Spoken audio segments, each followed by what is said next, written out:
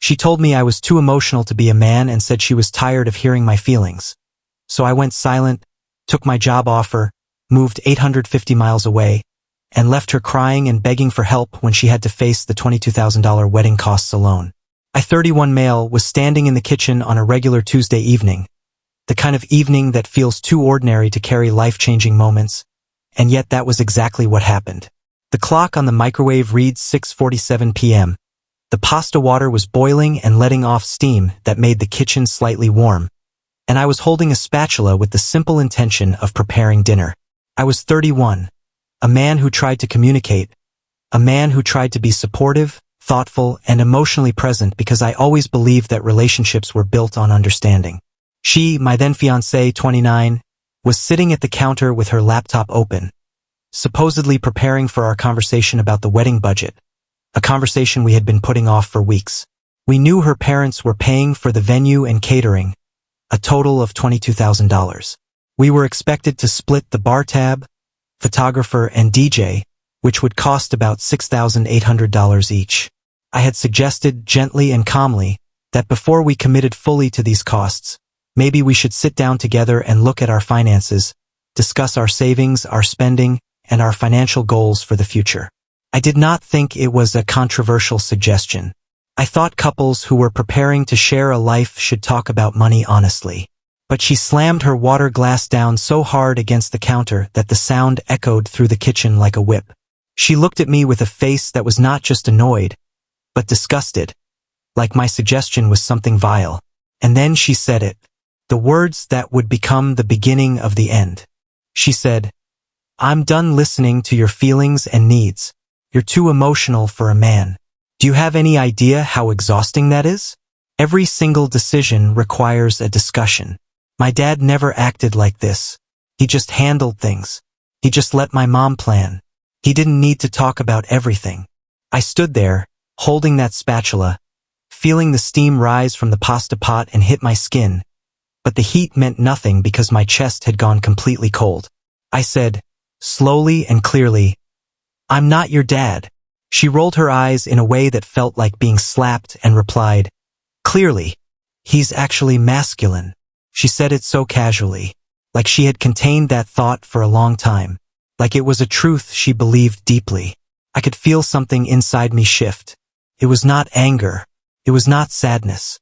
It was a door closing, a quiet finality, a realization that this person did not want to know me. She wanted a version of me that did not exist. She wanted a silent man, a numb man, a man who felt nothing and needed nothing. I asked one more question. My voice was calm, so calm it surprised even me. "You want me to stop sharing my feelings?" She did not even pause to think. She said, "I want you to stop having so many feelings, or at least keep them to yourself. I can't be your therapist." And I said it, the word that became my promise to myself. "Noted." She scoffed and said, "Don't be dramatic." I turned off the stove. The pasta was overcooked beyond saving, but I no longer cared. I poured it into the sink, walked past her, and said nothing. That night, I lay in bed next to her while she slept soundly, her breathing slow and peaceful, and I realized something crystal clear. She did not want to hear my feelings. So I would give her exactly that. I would give her silence. I would give her nothing. And that was where everything began.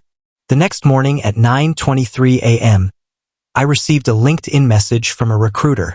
The position was a senior software architect role in another state, 850 miles away. The salary included a $105,000 increase, plus a $12,000 signing bonus, and a full relocation package.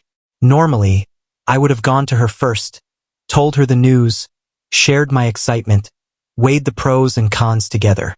But not this time, because the last time I had tried to communicate, she told me that my feelings were exhausting. So I responded to the recruiter with one sentence. "I am very interested. When can we speak?"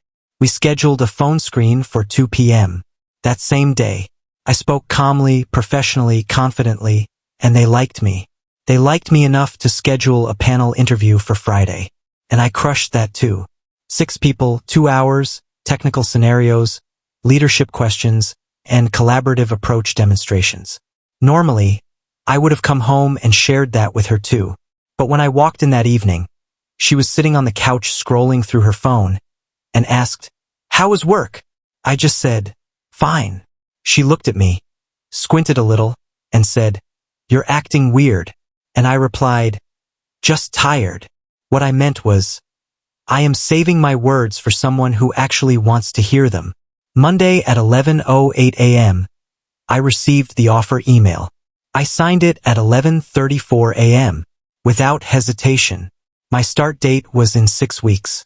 That night, I began searching for apartments in the new state, and within 3 days I found a one-bedroom in a building that was clean and quiet for $680 a month. The move-in date would be 5 weeks out. Conveniently, our current lease ended in 7 weeks. Even more conveniently, the lease was in my name only. I had signed it before we moved in together. This was not just fate. This was precision. I gave my 2 weeks notice at work. My boss was disappointed, but understood. I began selling items I did not need. She praised me for it. "See? This is what I've been saying. You had so much junk." I just nodded. I rented a storage unit for $165 a month and began taking boxes there quietly on Saturdays, telling her I was donating old stuff. Week 5, I booked the moving truck. $950. Friday morning at 9 a.m. She would be working from home that day. Back-to-back meetings. Camera on. Microphone on. Completely trapped in her own schedule. I slept better than I had in months the night before. Friday morning, she brewed coffee, sat down at her laptop, and said, "Big meeting day. Don't make noise." And I said, "No problem." At 8:58 a.m., the truck pulled up. At 9:01 a.m., the movers knocked. She whispered, with annoyance, "Can you get that?" I opened the door. The movers said, "We're here for the move." I said, "Yes, let's begin." She was on a video call when the first piece of furniture left the apartment. She looked up, confused, eyes wide, but she could not speak because her boss was talking. She tried to mouth words at me. I texted her, standing right in front of her, "Moving. Stay on your call." She froze. Her face cycled through confusion, fear, anger, and panic, but she could not speak because her microphone was still on. She had to sit there and watch as my couch, my TV, my desk, my dishes, my electronics, my clothes, my life, were carried out of the apartment piece by piece, while she tried to pretend everything was normal in a meeting. She texted me, "What do you mean moving?" I texted back, "Exactly what it sounds like." She texted again, "Where?" I replied, "Different state. New job starting Monday." Her eyes filled with tears, rage, and helplessness, but she could not leave her meeting. She had to watch. She had to sit there with a fake smile on camera while everything she took for granted slipped away. 3 hours later, I placed my key on the table in front of her. The garage remote too. I told her, calmly, "The lease ends in 2 weeks. Your name is not on it. You will need to handle that." Her mouth opened. No words came out. I walked out the door. She called me 32 times, texted me over 100 times, sent me voicemails ranging from confusion, to begging, to screaming, to threats, to promises, to insults, to pleas for another chance. I did not answer any of them, because she told me she no longer wanted to hear my feelings. So I gave her silence. Over the next weeks and months, she spiraled. She moved back in with her parents. She had to call every wedding guest and cancel the event. Her family sent emails, threatened lawsuits, said I had destroyed her life, said I had humiliated her, said I had ruined their family's reputation, claimed I was responsible for the $22,000 they spent. I replied only once. I said, "You told me you were done listening to my feelings and needs, so I stopped sharing them, including the new job, including the move. The lease is in my name. I never signed a wedding contract. Handle everything however you want. Do not contact me again." Then I blocked every one of them. Lawsuit threats came. Attempted harassment. Fake email accounts. Her parents showed up. Her best friend messaged me.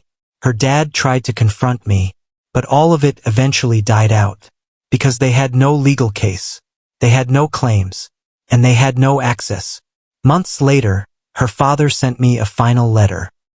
He said he found messages between her and her mother discussing how she was training me to be less emotional, how she found me exhausting, how she wanted me to stop being needy. He apologized. I did not respond. Months later, she sent one final email saying she understood now. Therapy helped her realize how she treated me.